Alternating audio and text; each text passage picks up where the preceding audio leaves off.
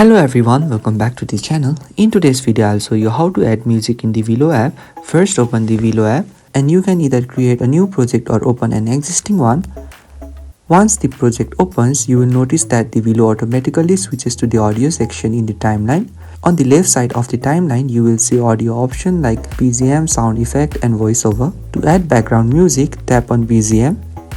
Now VLLO will open the music library screen where you will see a list of background tracks. The music is organized in different categories and you will also notice that some tracks are free while others are marked as paid or premium. Before using any music, you need to download it first. So simply tap on the music that is not downloaded yet and it will automatically begin to download.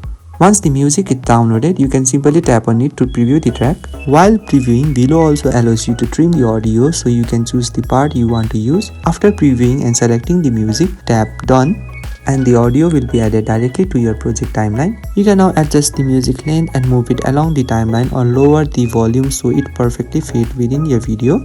And that's it, you have successfully added background music in VLLO. So if you find this video helpful, please do not forget to like and subscribe to the channel. Thank you for watching and I will see you in the next video.